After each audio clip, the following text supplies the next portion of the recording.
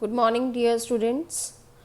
We have completed the chapter Importance of Water and we have also done the part A to C. In today's video class, we will discuss about the part D of lesson 7 that you have to note down in your fair notebook. So let us start.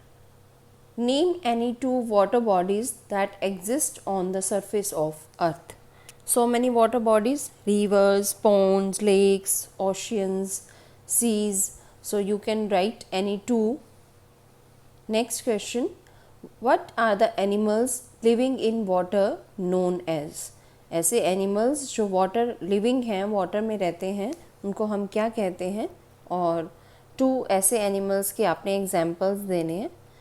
Animals living in water are known as aquatic animals. क्या name देते हैं water living animals को? Aquatic. And examples are fish, whale, octopus, and you can write any other example water living animal. Next question: what are amphibious animals? Animals that can live both in water and on land. Sorry, it's not land, it's land. Land are called amphibious animals. Frog and turtle ऐसे animals जो water पे भी और land में दोनों पे रहते हैं, उनको हम क्या कहते हैं? amphibious. For example, frog and turtle.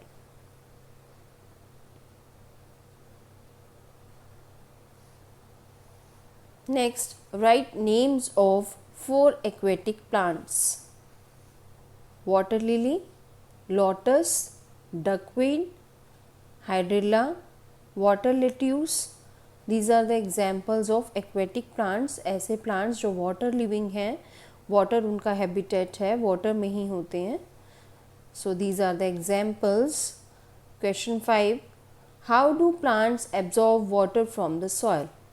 Plants के पास ऐसा कौन सा पार्ट है जो वाटर को एब्जॉर्ब करता है?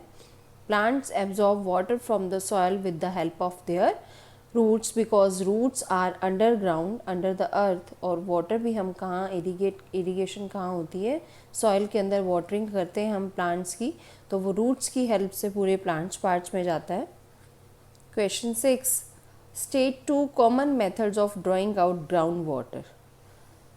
हम डिस्कस कर चुके हैं कि ग्राउंड वाटर को अगर ड्रॉ करना है तो मेनली कौन कौन से मेथड्स होते हैं. By using tubewell, by using hand pumps, electric pumps, it's electric pumps and step wells. All these are the common methods of drawing out ground water.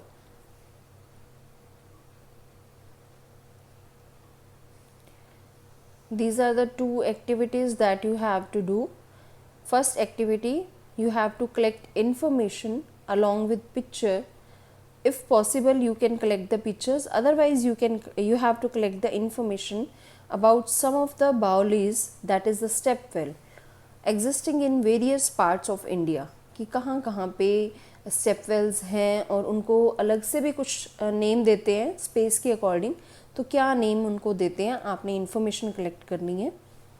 Second, suggest ways and means of sensitizing people about the need of keeping water bodies free from pollution. कि आप कैसे people को aware करेंगे कि हमें जो water bodies हैं, जो rivers हैं, उनको हमने pollution free रखना है. जैसे गंगा river है हमारी सबसे होली रिवर, जिसको हम पवित्र नदी मानते हैं. यमुना है, वहाँ पे बहुत pollution हो चुका है, बहुत polluted हो चुकी हैं rivers. हमें वो पोल्यूशन नहीं करना है. आप कैसे लोगों को समझाएंगे, कैसे अवेयर करेंगे, उसके बारे में आपने कुछ वेज राइट करने हैं. these are the activities you have to do, and part D you have to write in your fair notebook and learn also.